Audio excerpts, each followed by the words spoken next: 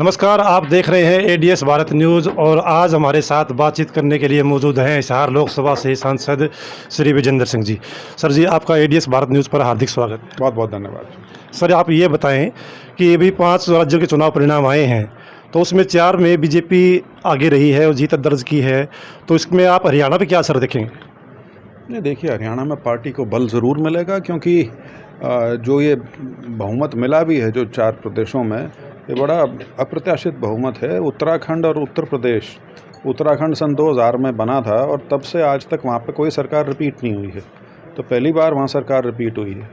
UP में 1985 के बाद कोई भी सरकार रिपीट नहीं हुई और इस बार भाजपा की सरकार वहाँ रिपीट हुई है और बड़े भारी बहुमत से रिपीट हुई है। तो हमारा जो प्रदेश है वो तो बिल्कुल यूपी के साथ सटा हुआ है और उसके अलावा वैसे भी इसका मैसेज तो पूरे देश में जाता ही है, लेकिन ख़ास तौर पर जो साथ लगते प्रदेश होते हैं वहाँ तो ज़रूर ही जाता है। तो पंजाब में आप क्या मानते हैं? पंजाब में ये ऐसा बीजेपी 2 सीटों पर तक सीमित रहेगी? नहीं, देखिए, पंजाब के तो हालात दूसरे हैं। पंजाब में तो एक बीजेपी का हमेशा गठबंधन होता था अकाली दल के साथ, तो जिस वजह से मैं ये मानता हूँ कि हमारी पार्टी का उस तरह से विस्तार नहीं हो पाया। जैसे हरियाणा में भी 2014 से पहले ये विस्तार इसीलिए नहीं हुआ था क्योंकि हमेशा किसी के साथ गठबंधन में होते थे और गठबंधन भी हम जूनियर पोजीशन में होते थे। पंजाब में भी वही स्थिति थी, तो इस बार पंजाब में वो गठबंधन नहीं रहा, तो जब अपने आप, लेकिन अब ये अच्छी बात है कि अब पूरा प्रदेश जो है पंजाब का, उसमें भाजपा को अब पूरे फैलाव का मौका अब मिला है। ये शुरुआत थी सिर्फ, और जिस तरह के हालात थे वहाँ से ये उम्मीद रखना कि नतीजा बहुत ज़्यादा बेहतर हो सकता था, वो तो ऐसी बात नहीं थी। और दूसरा, जिस प्रकार का वहाँ पे आपको बहुमत मिला है उसमें तो एक तरफा वोट डला है सारा का सारा पूरे प्रदेश में। तो सर, आप ये बताएं, आज आप हिसार पहुंचे हैं, तो आज आपने मीटिंग की है जीजेयू में, तो आज की मीटिंग का मुख्य एजेंडा क्या था? देखिए, मुख्य एजेंडा तो इसमें यही था कि हमने पिछले महीने भी इसी तरह की मीटिंग की थी। आज वो छोटी मीटिंग थी, ये थोड़ी उससे बड़ी थी, और मुख्य उद्देश्य यही है कि क्योंकि पिछले करीब 2.25 साल से राजनीतिक गतिविधि आप ये मान लीजिए रुकी हुई थी, तो उसको दोबारा से शुरू करने के लिए, दोबारा से जितने भी अपने साथी हैं, कार्यकर्ता हैं, उन सब से दोबारा संपर्क में आने के लिए और आगे की क्या रूपरेखा होगी, किस प्रकार से काम करना है, उसके बारे में मुख्यतः मीटिंग थी। सर, चर्चा ये भी रहती है क्षेत्र के अंदर कि आप जनता के बीच में बहुत कम दिखाई देते हैं, तो इसका क्या कारण है? नहीं, इसका कार्य ये जो शिकायत है ये बिल्कुल जायज़ है। जैसे मैंने कहा कि पिछले 1.5-2 साल में दिक्कत रही है।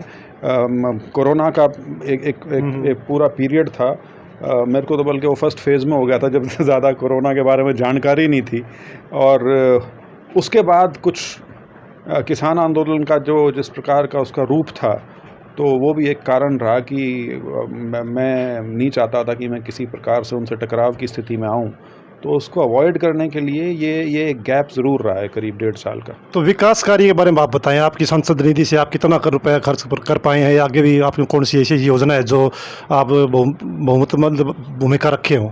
नहीं, देखिए, जहाँ तक सांसद निधि का सवाल है, वो तो जैसे जैसे हमारा पैसा आता है वो अलग अलग कामों में जाता रहता है।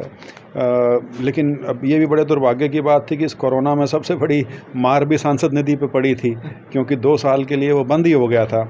तो अब दोबारा से शुरू हुआ है, तो उसमें एक वैसे तो आम जो चीज़ें हैं, कहीं पे कोई ढाणी की इलेक्ट्रिसिटी का है, कहीं किसी की और रिक्वायरमेंट है, किसी का खाल है, लेकिन एक योजनाबद्ध तरीके से ये फैसला लिया है कि हर साल करीब मैं 2 से 2.5 करोड़ रुपया, 5 करोड़ में से वो मैं व्यय करूँगा ओपन एयर जिम्स में। तो कोशिश ये है कि हर साल 50 से 60 ऐसे गांव चिन्हित करके और उनमें ओपन एयर जिम दिया जा सके। बाकी जो विकास की और चीज़ें हैं वो तो सरकारी माध्यम से चलती हैं, चाहे सड़कें हैं, पानी का कोई मुद्दा है, या शहरी विकास की जो चीज़ें हैं, तो उसमें तो सांसद निधि का वो भूमिका नहीं होती, लेकिन सरकार को उन चीज़ों को थोड़ा गति देने के लिए, आगे बढ़ाने के लिए वहाँ पे भूमिका रहती है। सर, एक बात और सुनने में आई है कि 25 तारीख को आपके पिताजी एक जाने माने राजनेता हैं और हरियाणा की राजनीति में उनका बड़ा नाम भी है, तो 25 तारीख को जींद में एक बड़ा कार्यक्रम हो रहा है, तो उसमें केजरीवाल भी जी आ रहे हैं? देखिए जी, उसका कार्यक्रम का बल्कि सह संयोजक मैं ही हूँ और अभी तक हमारी तरफ से जो न्योते जाने हैं वो अभी देने शुरू नहीं किए हैं। लेकिन मैं ये ज़रूर स्पष्ट कर देना चाहता हूँ कि वो जो कार्यक्रम है वो जो चौधरी बीरेंद्र सिंह को 50 साल हो गए हैं सार्वजनिक जीवन में। उन्होंने पहला चुनाव सन 72 में लड़ा था, तो वो उसको मनाने के लिए ये कार्यक्रम किया गया है और